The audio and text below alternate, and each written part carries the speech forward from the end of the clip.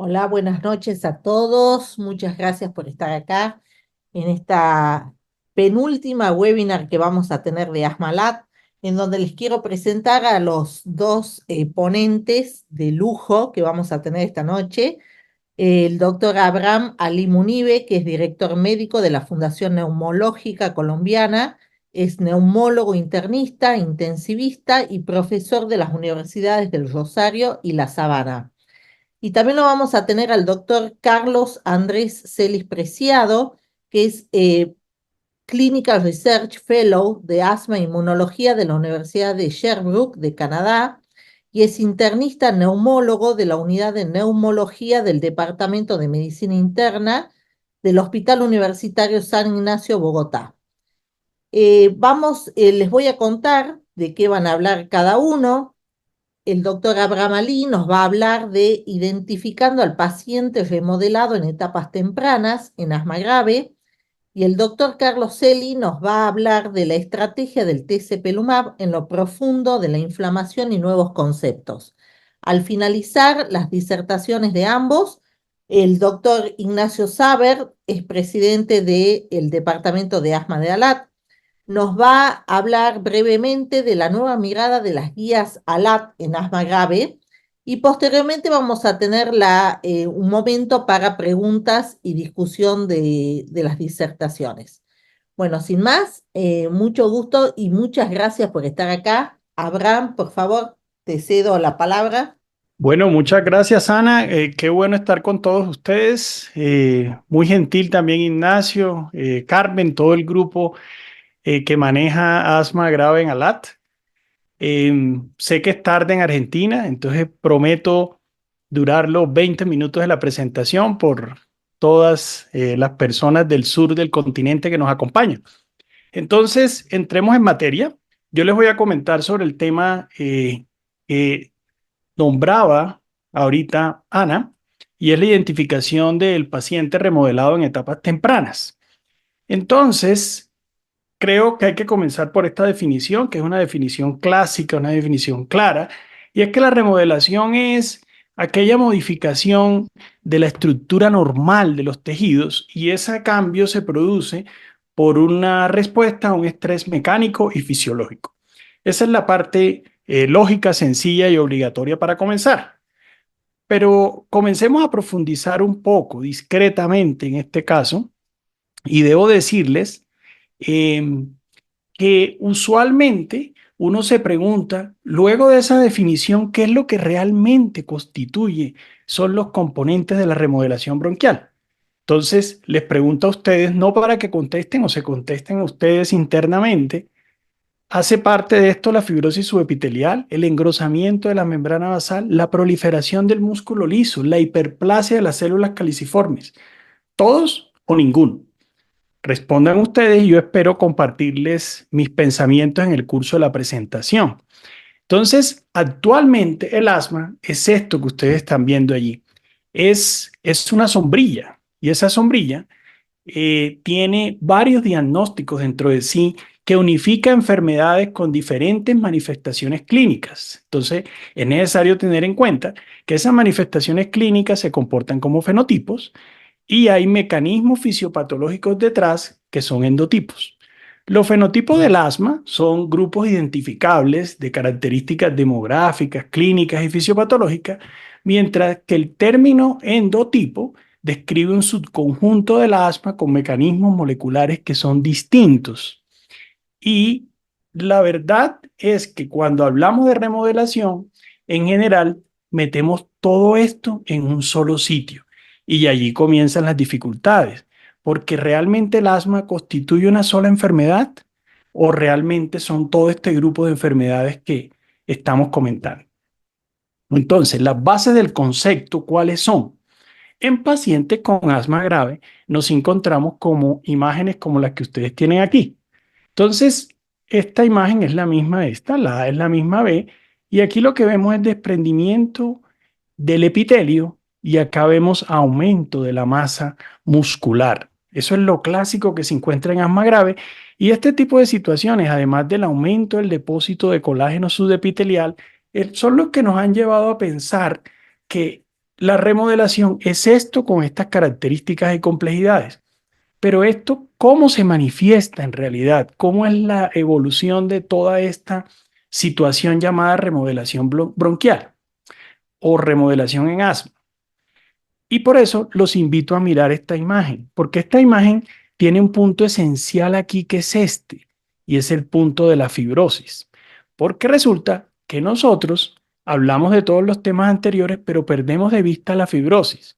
La fibrosis de las estructuras alveolares son un fenómeno definitivamente importante, porque suele ocurrir, como vieron en la imagen anterior, en pacientes que tienen asma potencialmente fatal, un asma de larga duración que se asocia a la gravedad de los cuadros clínicos. Entonces, esta fibrosis subepitelial es observada en relación con una diferenciación mayor de los fibroblastos convirtiéndose en miofibroblastos por medio del factor transformante beta. Cuando proliferan esas células de modo excesivo, esas células musculares lisas, se produce una gama amplia de mediadores proinflamatorios, profibróticos, que pueden provocar una mayor obstrucción al flujo aéreo y ahí comenzamos a aterrizar en la clínica porque esto lleva a un depósito de una matriz extracelular, lo cual termina siendo el cuadro de fibrosis de las personas afectadas por el asma.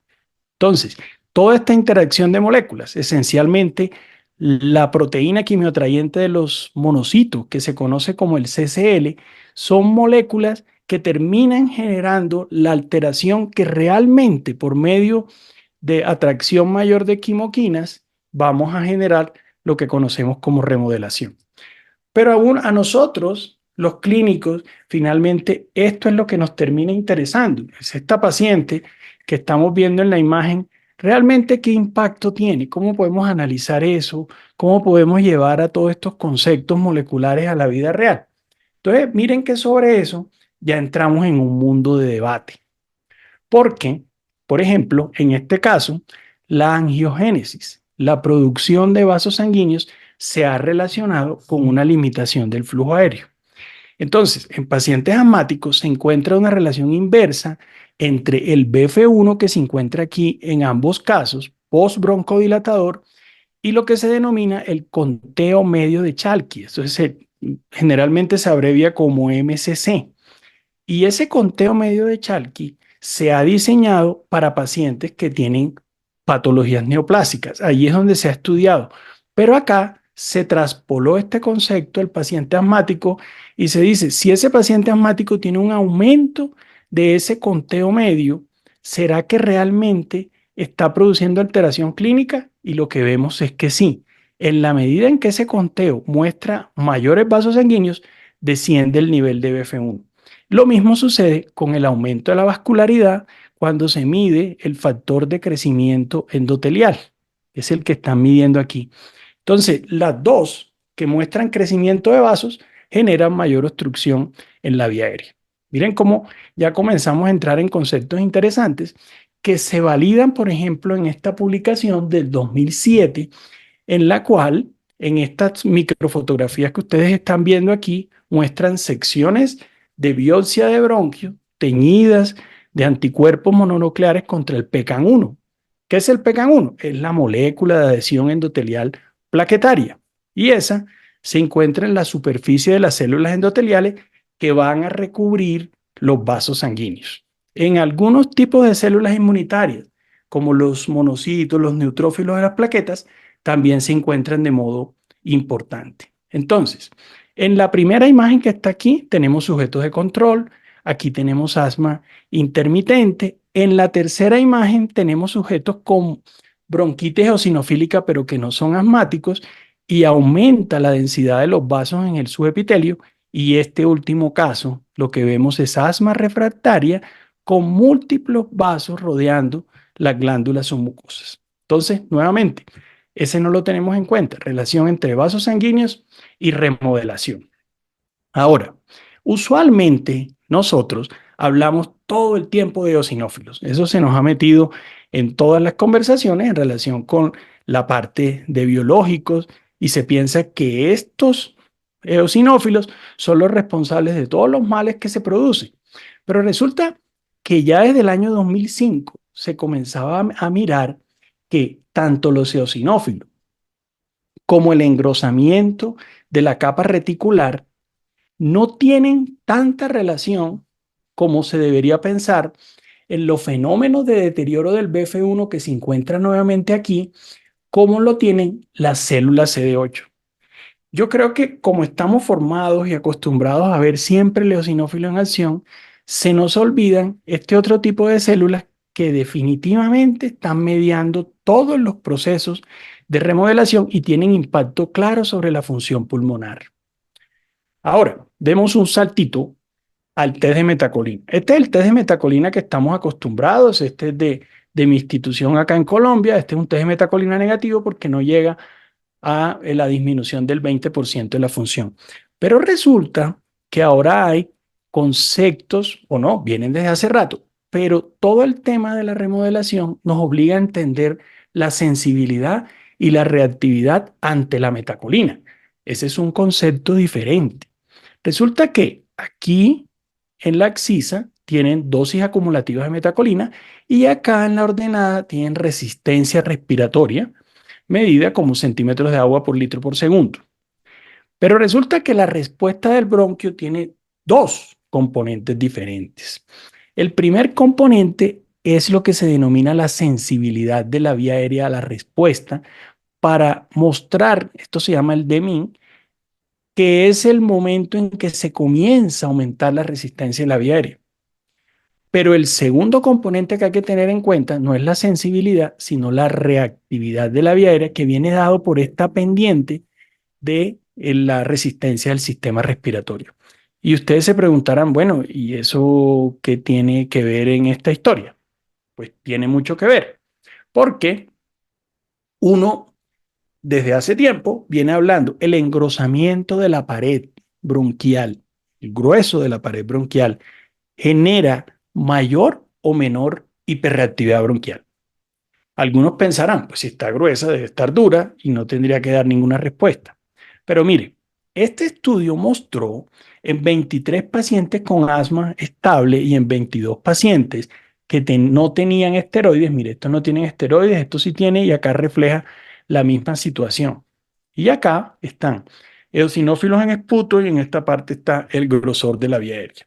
Bueno, entonces estudiaron estos pacientes y lo que se encontró es que la sensibilidad de las vías respiratorias se relacionaba con el recuento de eosinófilos en el grupo de esteroide positivo y no había relación con el espesor de la pared de la vía respiratoria cuando uno evaluaba el concepto de sensibilidad. Por eso se los comenté previamente, el momento en que se inicia la pendiente de la respuesta de la vía aérea.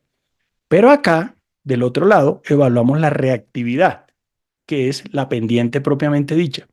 Entonces, por el contrario, en ese caso, la reactividad de las vías respiratorias se correlacionó de forma negativa con el espesor de la pared y no con el recuento de los eosinófilos.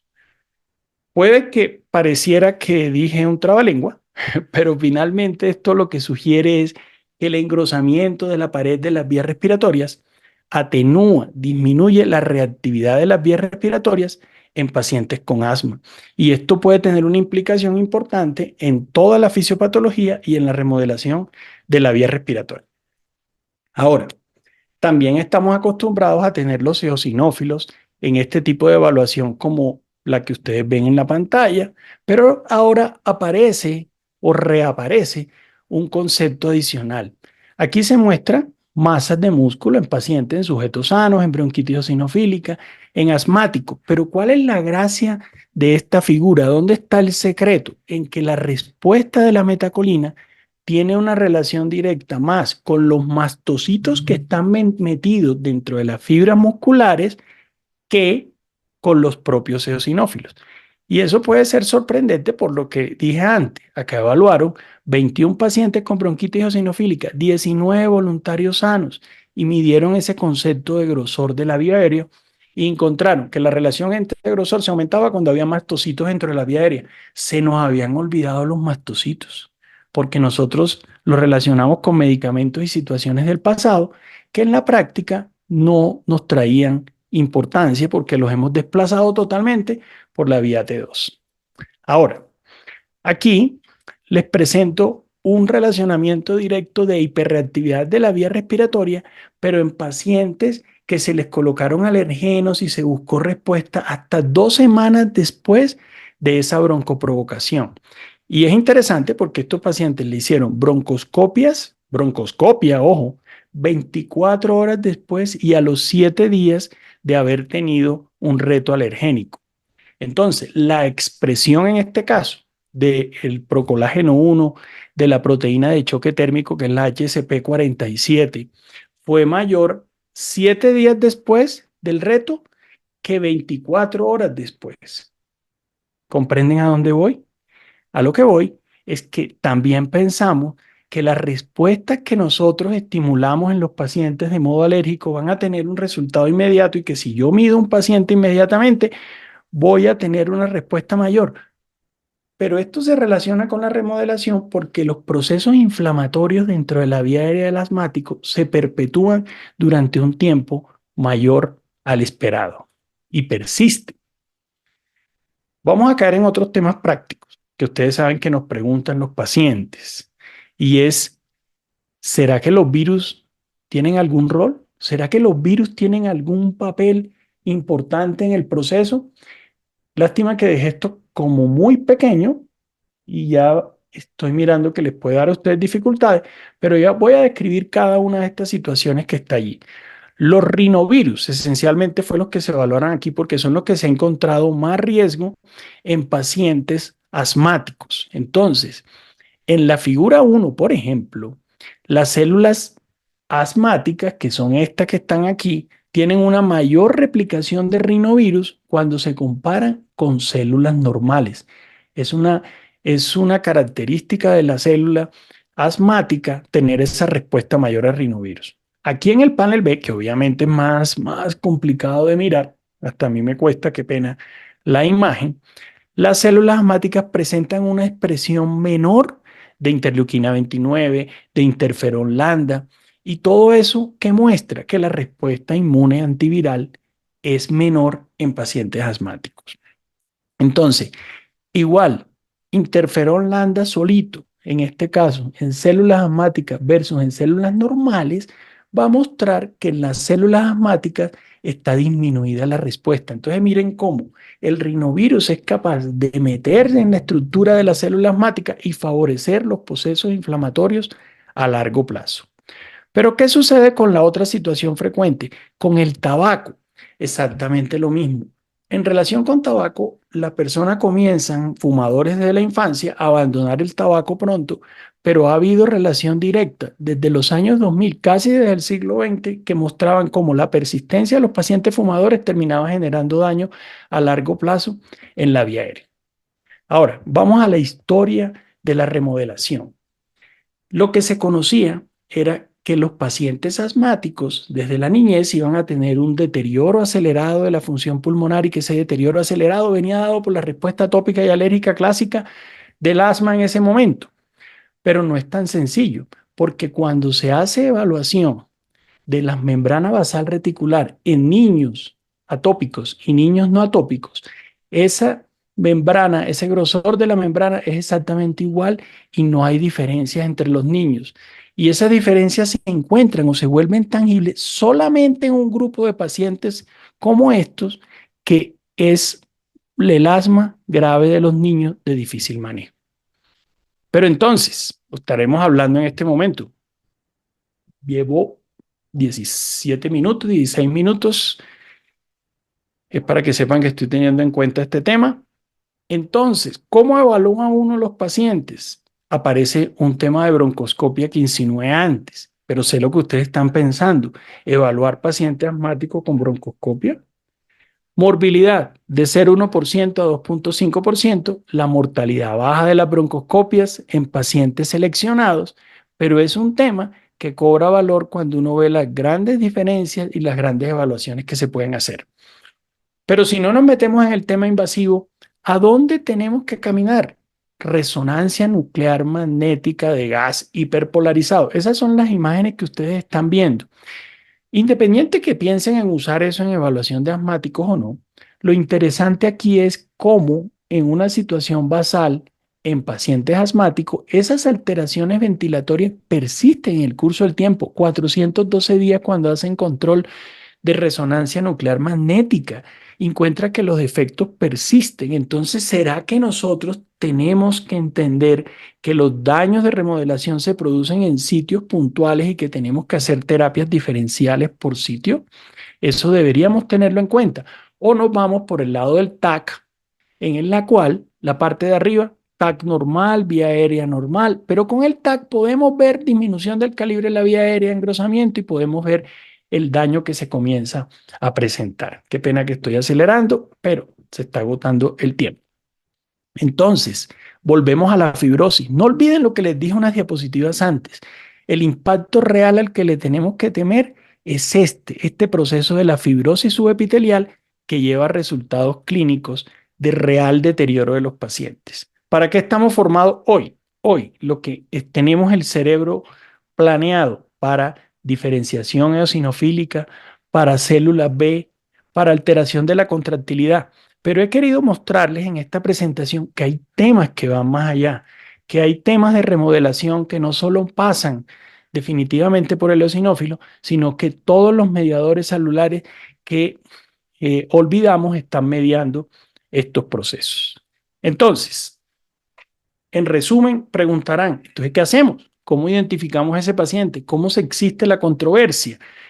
Pues debo decirles que definitivamente no todo está claro y tenemos que seguir acudiendo a esquemas como el que ustedes ven aquí, en el cual hay integración de situaciones y tenemos que tener en cuenta si el paciente se exacerba con frecuencia, si el paciente tiene una función respiratoria deteriorada, un BF1 que se cae de modo rápido, por ejemplo, si nosotros podemos ver en el TAC imágenes de engrosamiento bronquiales, si el feno se encuentra elevado en los pacientes, si podemos medir biomarcadores en esputo.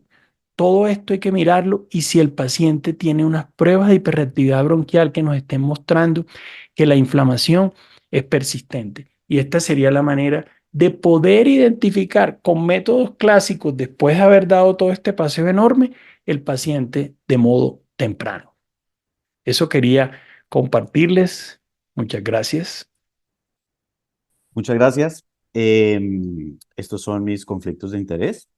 Entonces, para, digamos, discutir un poco acerca de este nuevo biológico, voy a abordarlo desde varias perspectivas. La primera, básicamente, es describir la diana terapéutica, que es la linfopoyetina tímica estromal.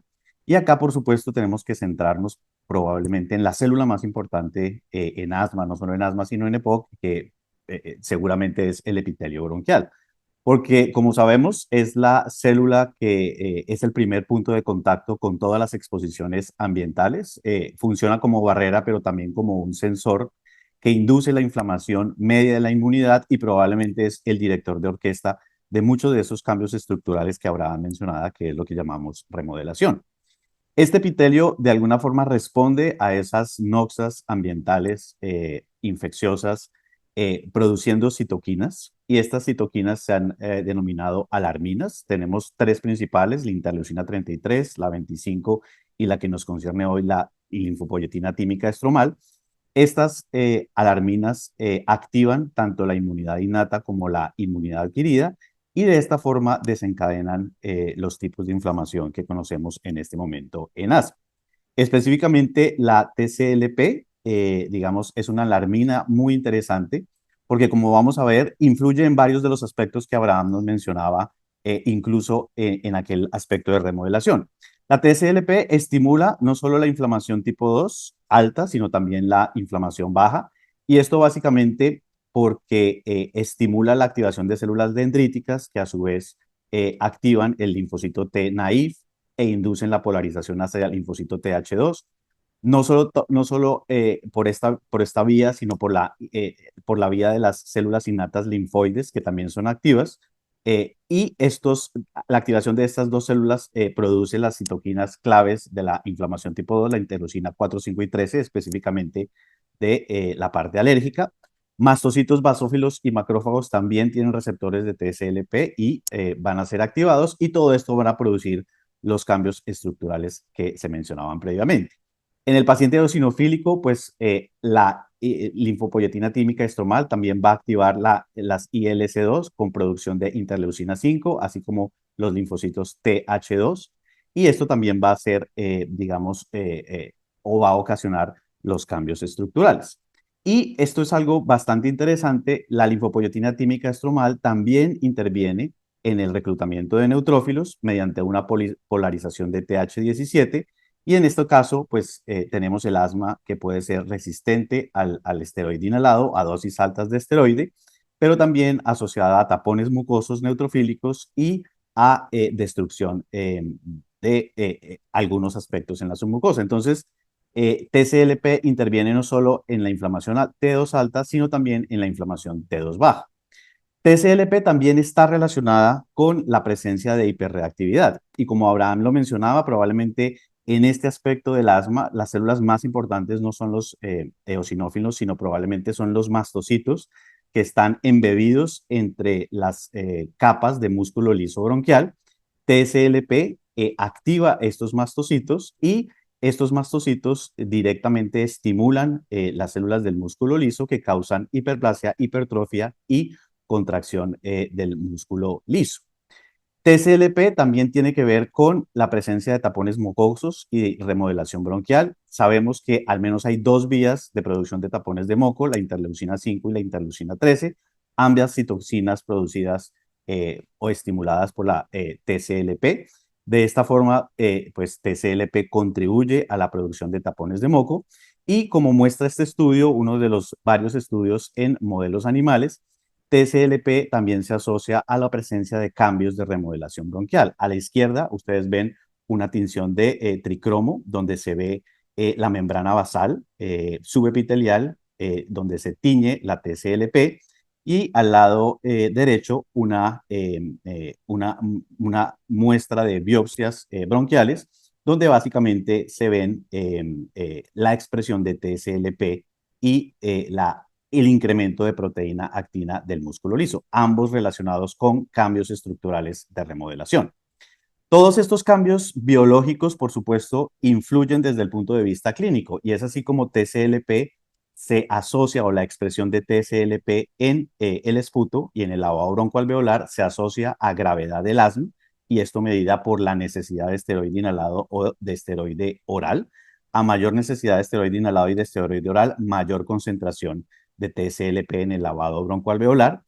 TCLP se asocia a una disminución de la respuesta a dexametasona, es decir, a una disminución de la respuesta a esteroide en los pacientes con asma. TCLP se correlaciona, o sus niveles se correlacionan con menor BF1, incluso en presencia de esteroides inhalados o de combinación con esteroide oral. Y TSLP también se asocia a un incremento en la frecuencia de infecciones virales. Recordemos que los virus, especialmente rinovirus, son la causa más frecuente de exacerbaciones, y eso también podría estar mediado por un incremento de TSLP en las células del epitelio bronquial. Entonces, básicamente TSLP actúa en cada uno de los aspectos de inflamación alérgica, eosinofílica, neutrofílica o incluso pausigranulocítica, mediando cambios de tapones de moco, hiperreactividad o incluso remodelación bronquial. Específicamente hablando del biológico, pues el biológico es un biológico aprobado por la FDA para el tratamiento de asma grave en pacientes mayores de 12 años. Como es conocido, no tiene en su indicación alguna necesidad de medición de biomarcador, y en general es un biológico que no se metaboliza por enzimas hepáticas. Su vida de eliminación es aproximadamente 26 días, y con relación a edad, raza, sexo o peso corporal, pues no tiene ninguna necesidad de ajuste. Desde el punto de vista de efectos adversos, los dos estudios pivotales, Navigator y Pathway, en general no vieron ningún efecto importante con relación al placebo, incluso desde el punto de vista de la administración local. Y teniendo en cuenta, pues, digamos, la historia de los demás biológicos, pues prácticamente su programa clínico está sustentado en varios estudios pivotales, el Pathway y el Navigator, son probablemente los que más vamos a discutir, pero también hay estudios mecanísticos como Source, Cascade, Upstream, Source, que es el estudio de disminución de esteroide oral, y Destination, que es el estudio de extensión. También hay otros estudios que se vienen desarrollando, específicamente un nuevo estudio para disminución de dosis, teniendo en cuenta el resultado negativo de SOURCE, el estudio de pólipos, y en ERS precisamente se presentó el nuevo estudio que se llama ARRIVAL, que es el estudio para disminución de dosis de esteroide inhalado, tratando como de ver si se pueden replicar los estudios, los resultados del estudio SHAMAR. Ahora, ¿cuáles son los biológicos, los efectos biológicos de la inhibición de esta alarmina? Y para esto voy a referirme al concepto de remisión completa. Sabemos que al menos hay 4 conceptos o 4 propuestas de remisión clínica. Sin embargo, 2 de estas propuestas, la de Menzies Go y la del Grupo Español de Remas, nos dicen que realmente deberíamos también pensar en una remisión completa. Y como ustedes ven acá, se proponen unos criterios que desde el punto de vista biológico probablemente cada uno de los biológicos nos debería reportar. Entonces, voy a escoger cada uno de estos criterios para ver cuál es el efecto de tezepelumab en cada uno de estos criterios de remisión biológica, que probablemente son los que desde el punto de vista clínico necesitamos entender o saber si el biológico tiene o no algún efecto. El primero, por supuesto, es la inflamación. El biológico, por supuesto, tiene que disminuir o reducir la inflamación, y esta inflamación es no solo sistémica o medida por biomarcadores sistémicos, sino, por supuesto, donde ocurre la enfermedad, es decir, la inflamación bronquial. Y en este sentido, pues el estudio Navigator ha mostrado que el biológico reduce los niveles en sangre de inmunoglobulina E, de eosinófilos, de feno, también los niveles de interleucina 5 e interleucina 13.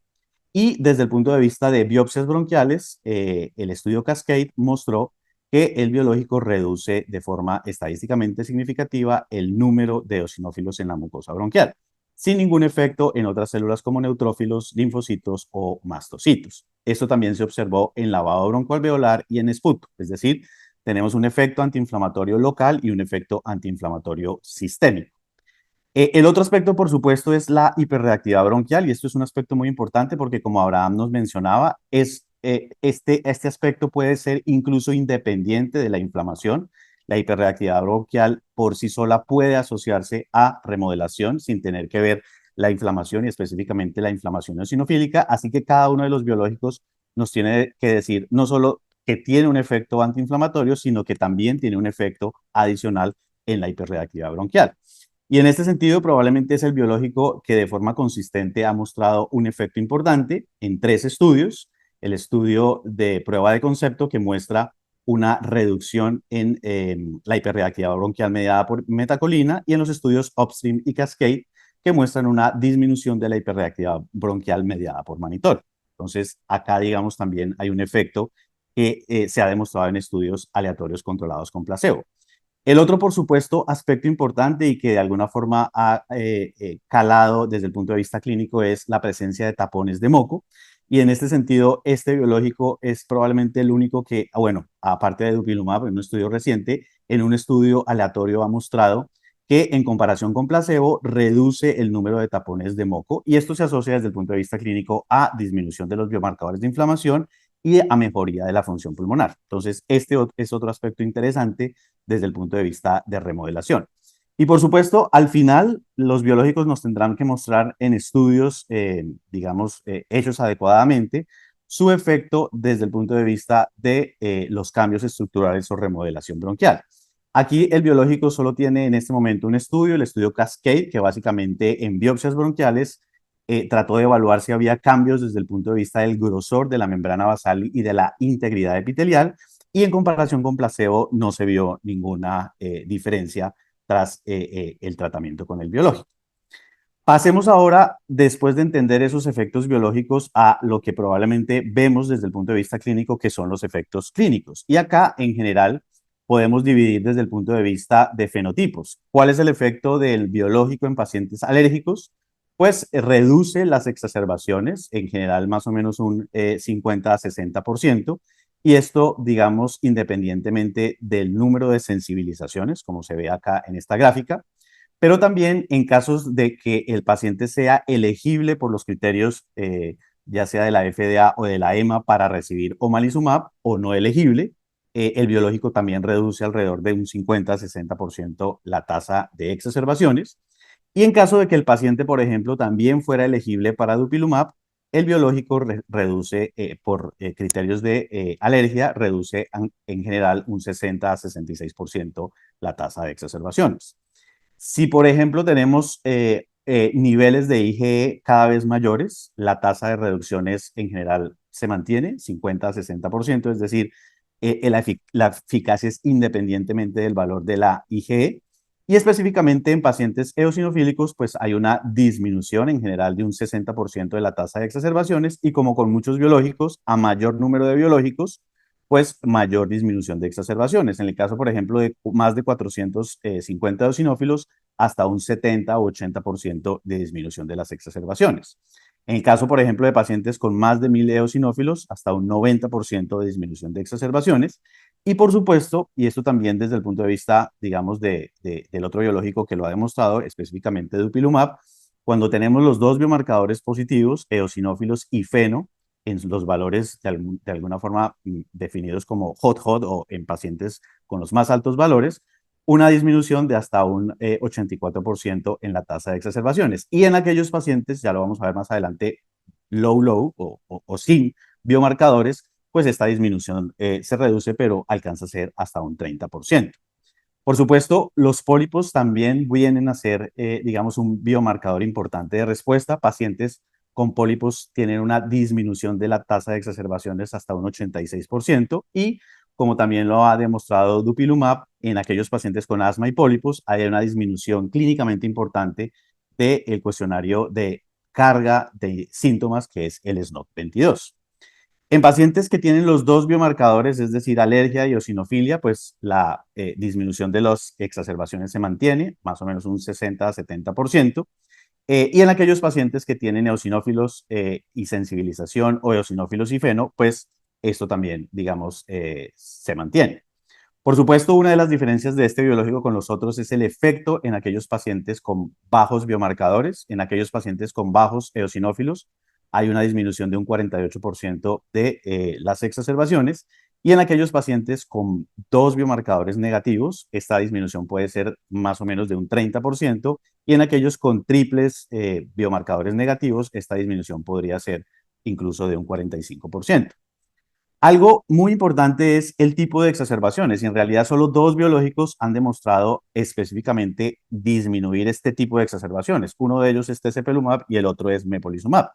Y específicamente en exacerbaciones que llevan a hospitalización, pues el biológico ha demostrado una disminución de un 80-85% en la tasa de estas exacerbaciones específicas y esto pues como ustedes ven acá, independientemente del valor de eosinófilos, feno, alergia o si tenían o no esteroide oral al inicio del estudio.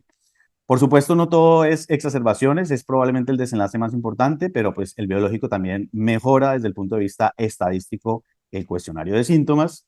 Esto se ve muchísimo más en pacientes a mayor número de eosinófilos, como en general se ve con todos los biológicos. Hay una mejoría del cuestionario de calidad de vida estadísticamente significativa, también mucho mayor en aquellos pacientes con más de 300 eosinófilos. Y algo muy importante que ya probablemente lo tenemos claro, no solo con Dupi, sino con Mepo y ahora con tezepelumab, el biológico mejora la calidad de vida cuando lo medimos con el cuestionario de St. George, como ustedes ven acá, al menos 5 puntos de diferencia y prácticamente en todos los dominios de síntoma, actividad psicosocial. Luego podemos decir que estos biológicos sí mejoran la calidad de vida del paciente con asma grave.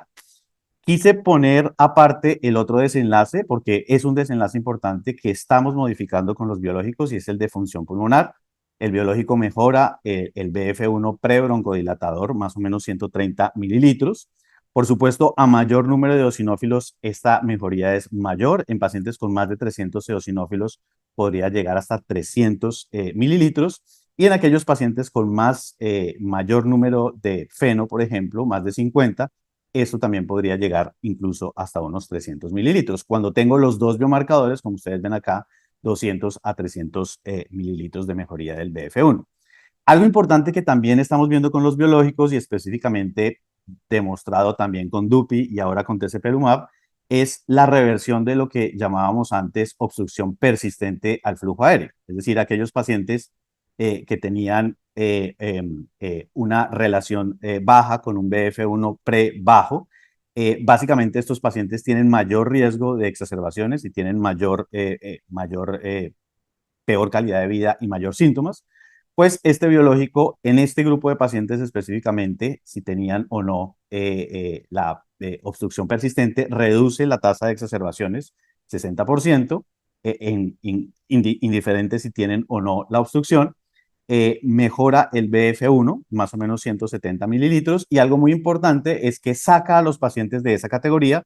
12% de los pacientes con obstrucción que llamábamos antes persistente salieron de esa categoría y ya no tienen obstrucción. Por supuesto, todos estos desenlaces, síntomas, función pulmonar, exacerbaciones, nos deben llevar probablemente a pensar ya en el concepto de remisión y pues probablemente el concepto más usado y de donde más tenemos evidencia es el consenso de expertos de Andrews Menzies Go, que ya fue adoptado por estas guías nacionales. Y acá, pues básicamente en un subanálisis del estudio Navigator, que no solo incluyó los criterios tradicionales, sino además el acuerdo entre el médico y el paciente que se había logrado esa categoría de remisión, pues se observó una tasa de remisión del 12% con el medicamento.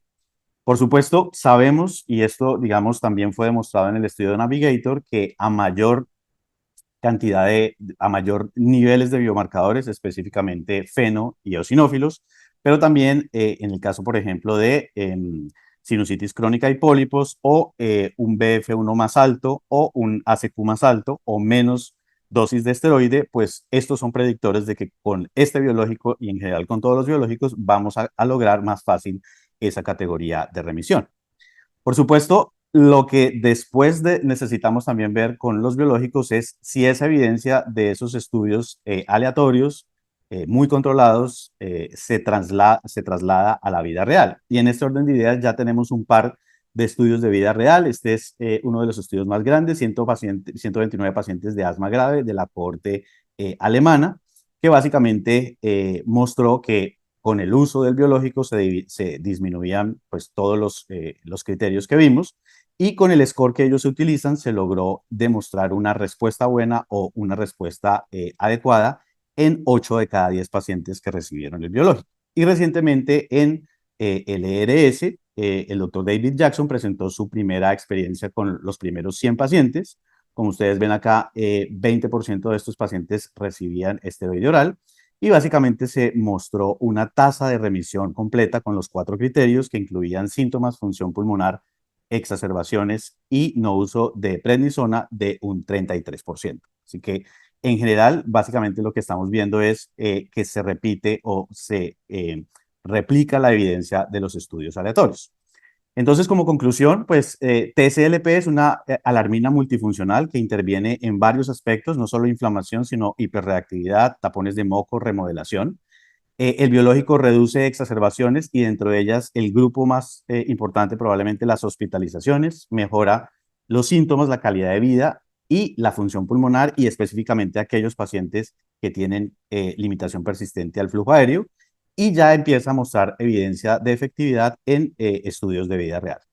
Muchas gracias por su atención y quedo pendiente si hay preguntas después.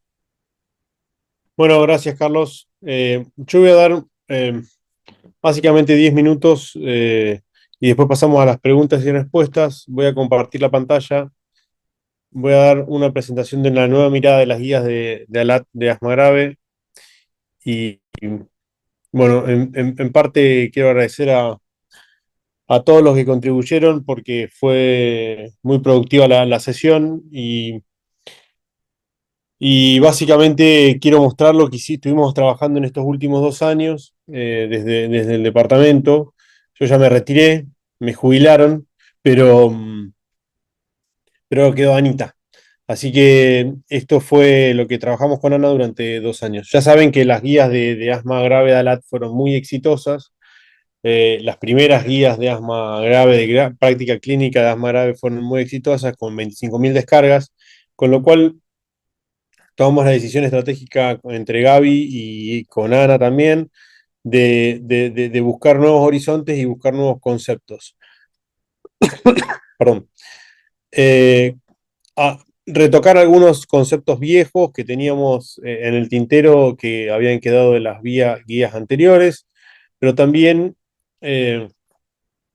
hablar sobre nuevos conceptos, porque habían quedado fuera de las guías, de las primeras guías. El tema de remisión, rasgos tratables, la corticodependencia, los anti-TSLP que habían quedado fuera, se publicaron y se publicaron el estudio pivotal, como dijo Carlos. Este es el comité ejecutivo. Fíjense que nosotros, desde el punto de vista del departamento, queremos hacerlo participar a toda la comunidad y tenemos un grupo nuclear que están todos los países representados y a su vez teníamos un grupo ampliado que tienen una lógica de la siguiente forma. El grupo Core, además del comité ejecutivo, trabajan sobre las preguntas y sobre los conceptos nuevos y son los que formulan las preguntas a través de metodología PICO. Y luego transmitimos esas preguntas hacia el grupo ampliado, que son los que van a votar. El grupo Core se corre de esto y votan a través de una votación Delphi para ver si están de acuerdo o no están de acuerdo y tienen que tener un nivel amplio de consenso. Aquellas preguntas que están con nivel amplio de consenso se pasarían a hacer una recomendación. Por suerte, tenemos 6 preguntas y 6 conceptos nuevos. Fíjense que los verdes están hablando sobre definiciones, sobre la triple terapia inhalada en el diagnóstico de asma grave, cosa que no la teníamos en la guía anterior, que ya consideramos que es un hecho.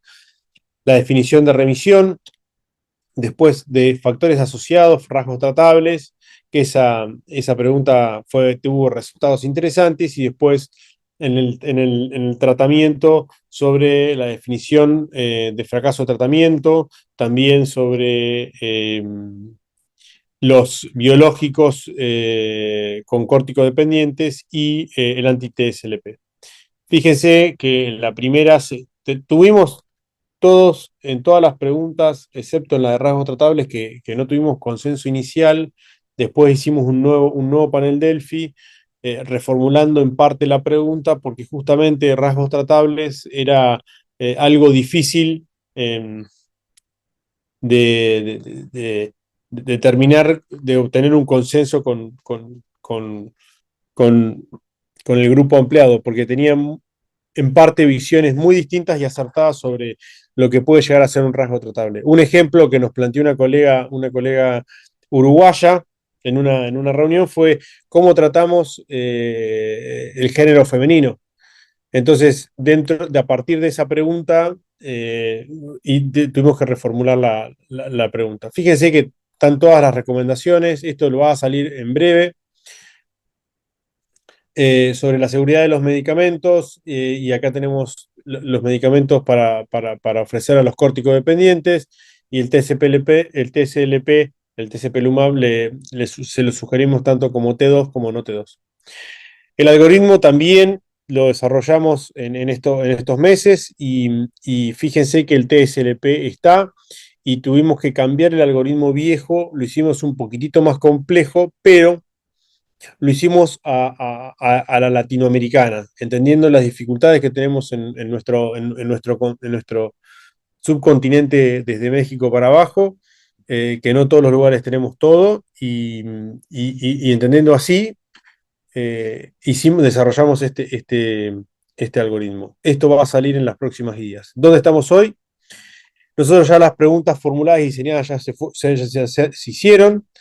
Tuvo la votación del panel Delphi con nuestras idas y vueltas, la elección del algoritmo, y hoy por hoy tenemos la escritura del paper, que estamos en fase de revisión y en pronto presentación para publicación en la revista Respirar, el documento inicial, y después, como hicimos la vez pasada, vamos a intentar publicarlo en Open Research. Con esto doy finalizado, podemos encender las cámaras, digamos. Voy haciéndole algunas preguntas. Muchas gracias por las presentaciones, la verdad, excelente, excelente nivel científico. La primera pregunta tengo para Abraham, que en realidad son 2 preguntas que tengo. ¿Cómo podríamos identificar aquel paciente que vos pensás que puede estar con una remodelación importante, ya sea con la clínica o biomarcadores u otros estudios que sean accesibles, digamos, no todos los pacientes tendríamos que hacerle una endoscopía o podemos hacerle una endoscopía, eh, pero de qué otra forma podrías vos sospechar que ese paciente ya tiene una remodelación importante? Eh, ¿Y la otra? ¿O vamos con esa? No, vamos con eso. Bueno, muy bien.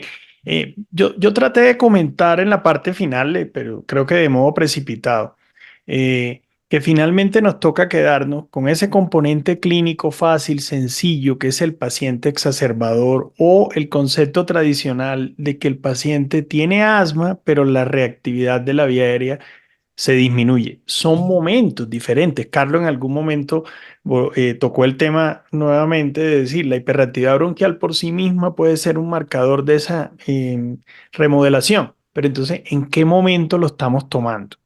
Entonces, ese tema y los biomarcadores que tengamos disponibles, niveles elevados de feno, eh, que no tengan un control, pudieran ser la forma de ver eso en los pacientes. Pero quiero darle un segundo a un tema muy importante, las imágenes. Nosotros realmente somos un poco egoístas en la evaluación de las imágenes de nuestros pacientes. Y si nosotros estamos viendo un impacto persistente, grande, en las imágenes tomográficas sobre todo, porque entiendo que la resonancia es más difícil, pues debería ser una orientación a esto.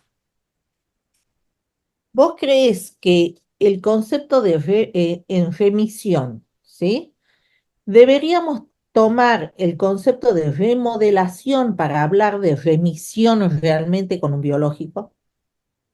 Yo creo que para hacerlo bien hecho, me gustaría también escuchar a Carlos, pero para hacerlo bien hecho ya tendríamos que entrar a métodos invasivos para mirar el grosor de la membrana basal y poder decir estamos generando un real impacto sobre la celularidad y sobre las características de la vía aérea. Hacerlo con métodos indirectos, pues creo que suma, pero no sería perfecto. ¿Y crees, Carlos, hablando de esto, que todos los biológicos tendrán impacto en la remodelación o algunos sí, algunos no? Digamos que lo que yo pensaría es que cada biológico de aquí en adelante nos tiene que mostrar evidencia, ¿sí? Digamos, ya sabemos desde el punto de vista clínico sus efectos, pero digamos, todos esos efectos clínicos descansan sobre una base biológica. Entonces, de aquí en adelante tenemos que entender cómo cada uno de los biológicos, por ejemplo, influye en cada uno de los aspectos de remodelación. ¿Todos los biológicos reducen los eosinófilos en la mucosa? No, ya sabemos, por ejemplo, que dupilumab no los reduce en un estudio de biopsias bronquiales, pero reduce el número de células caliciformes. Todos los biológicos tienen un impacto en hiperreactividad bronquial. El estudio, digamos, o el biológico que ha mostrado en estudios aleatorios es tezepelumab, pero dupilumab, por ejemplo, ya tiene un estudio de disminución de hiperreactividad bronquial, benralizumab también, y ya hay un estudio que compara los dos de forma indirecta y muestra que dupilumab es mejor. En este momento, por ejemplo, no tenemos ninguna evidencia acerca del efecto de mepolizumab en la remodelación bronquial. Entonces, de aquí en adelante, pues básicamente lo que los biológicos nos tienen que mostrar es precisamente estudios. En este momento, por ejemplo, el estudio Vestige con dupilumab probablemente nos va a mostrar efectos importantes en tapones de moco, en biomarcadores de imágenes. Ya el estudio mesílico con mepolizumab en el ATS y ahora en el ERS nos muestra 2 años después del tratamiento que hay un efecto importante en cada uno de los aspectos histológicos de la remodelación. Entonces, básicamente, cualquier biológico que salga y los biológicos que ya, digamos, están en este momento, básicamente lo que nos tienen que mostrar es ese efecto, porque, pues, como lo dice Abraham, probablemente broncoscopia para antes y después, desde el punto de vista clínico, no va a ser posible. Por supuesto, cada uno de estos estudios probablemente también nos tendrán que mostrar si ese cambio desde el punto de vista histológico se refleja también en las imágenes, porque al final, si eso es así, pues básicamente lo que probablemente vamos a terminar haciendo son imágenes. Acá tenemos una pregunta del doctor Martín Maillo. que dice, gracias por las ponencias. Una obstrucción persistente al flujo aéreo es sinónimo absoluto de remodelamiento bronquial. Sí, Digamos, ay, perdón, dale, perdón. dale, dale, Carlos. Digamos que desde un punto de vista, digamos, clínico, es interesante porque uno la palabra persistente la tenía pues como una cosa que no cambia, ¿sí? Pero ya sabemos que por lo menos tezepelumab y dupilumab cambian la categoría de estos pacientes. Entonces, ese término persistente o fijo, pues por lo menos en 3 o 4 de cada 10 pacientes, si se les aplica este biológico, ya no es así. Ahora, si desde el punto de vista histológico esto implica realmente mejoría, eso sí, digamos, aún no lo sabemos, pero es llamativo que esa categoría fija, persistente, realmente no sea o cambie con este tratamiento biológico. Entonces, lo que uno asumiría es que probablemente lo que está debajo de esa obstrucción persistente o fija, pues de alguna forma tiene que cambiar en el sentido que algunos pacientes salen de esa categoría. Sí, Sí, iba a comentar algo. Qué bueno que esté Martín por aquí. Qué gusto tenerte. Eh, Iba a hacer un símil con EPOC.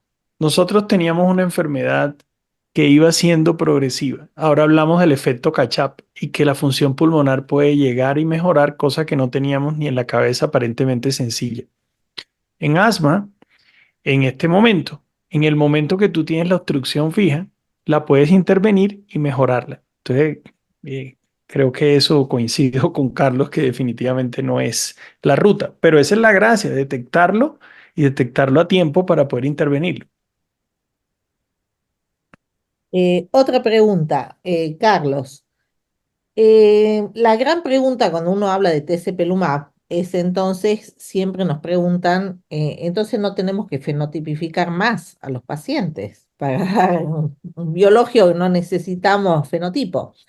Sin embargo, dentro del subgrupo de NOT2, ¿sí? No está la respuesta tan impactante como en el grupo T2.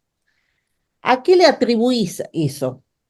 Que no tenga tanta respuesta en el NOT2 y si habría un subgrupo de NOT2 que tendríamos que identificar que sí sería respondedor al que no sería respondedor.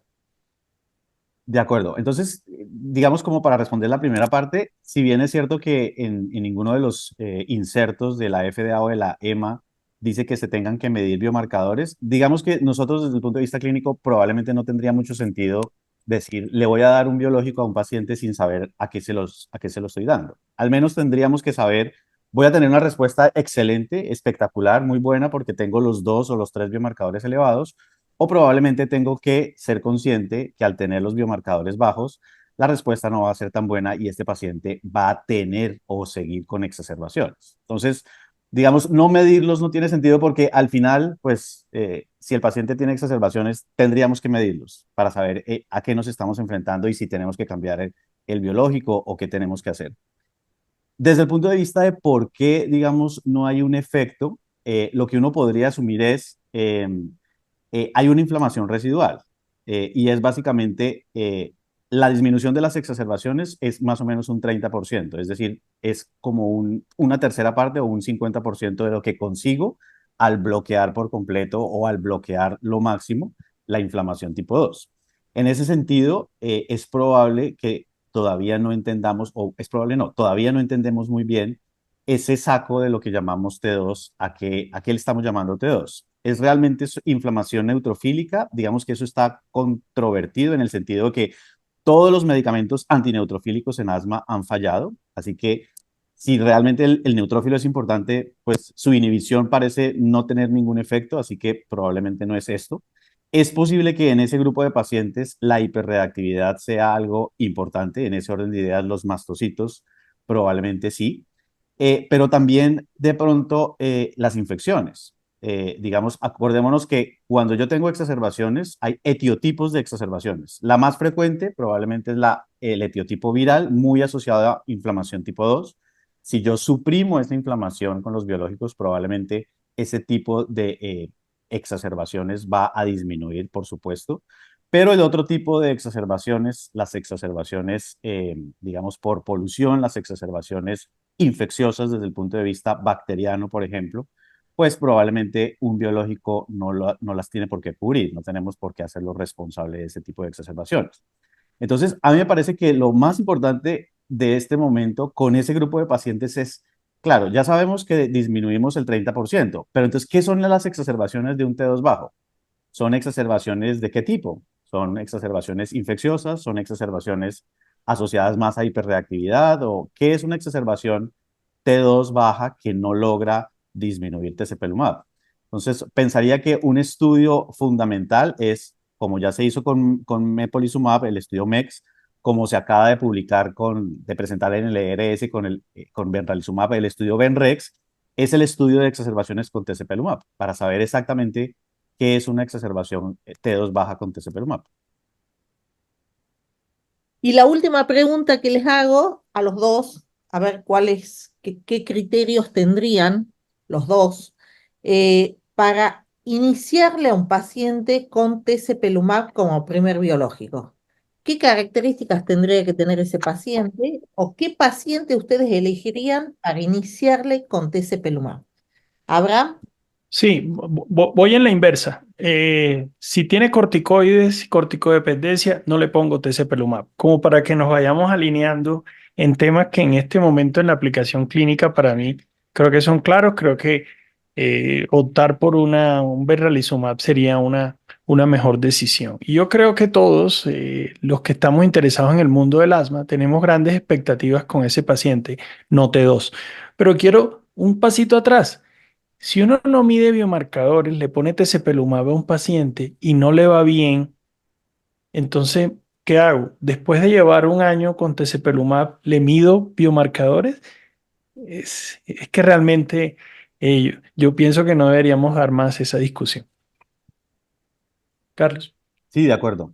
Digamos, ahí el biológico básicamente está hecho para dos tipos de pacientes. Los T2 bajos, donde probablemente no tengo una opción real en este momento con un biológico, así que, digamos, es específicamente para ese paciente T2 bajo. O es para el paciente que a pesar de un biológico, ya sea dupilumab o una antiinterleucina 5, no muestra respuesta, probablemente sea otra indicación, pero definitivamente es uno de los biológicos que hay que considerar en el paciente T2 alto. Digamos que una forma de verlo probablemente es ese paciente que tengo al frente, un paciente donde va a beneficiarse más de una antiinterleucina 5 y ahí en realidad tengo que escoger entre dos antiinterleucina 5, o es un paciente donde probablemente más se va a beneficiar de disminuir no solo los eosinófilos, sino también el FeNO.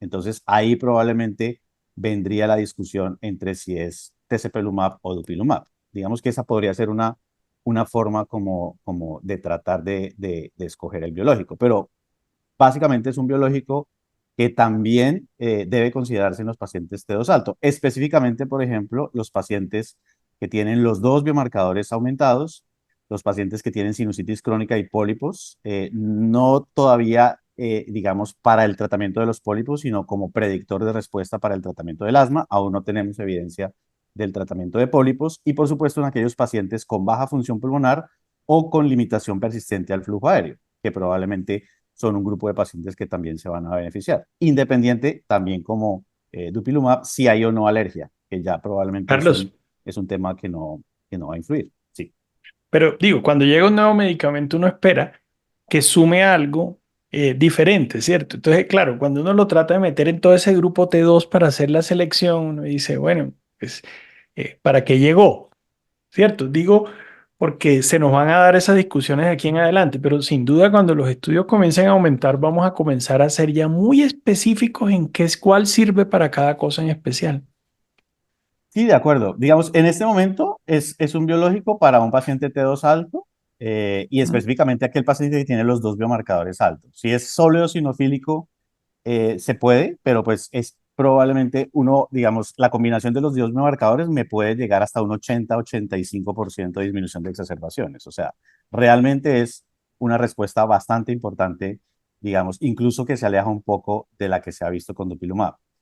Eh, pero definitivamente es cierto, digamos, la expectativa probablemente a veces es un poco más alta de lo que hemos encontrado en la realidad. Entonces, Los estudios adicionales también nos tendrán que mostrar, y como ya nos han mostrado, por ejemplo, el biológico no ha resultado o no resultó en dermatitis atópica. Tendremos que ver si en esofagitis eosinofílica sí, ya se está probando también en EPOC con un resultado también interesante. Entonces, con la evidencia adicional probablemente se irá situando, pero yo pensaría que desde un punto de vista práctico, cuando tenemos los cuatro biológicos, probablemente la pregunta sería DUPI versus TESE y cualquiera de los dos antiinterleucina 5. Bueno, no sé, Nacho, ¿vos querés hacer alguna pregunta? Bueno, muchísimas gracias por cuestión de la hora. Estamos perfectos. Muchísimas gracias. La verdad que ha sido excelente la webinar y muchas gracias para los que asistieron a la misma. Nos vemos Bueno, pronto. Muchas bueno, gracias. saludos. Muchas Chao. gracias, que estén muy bien.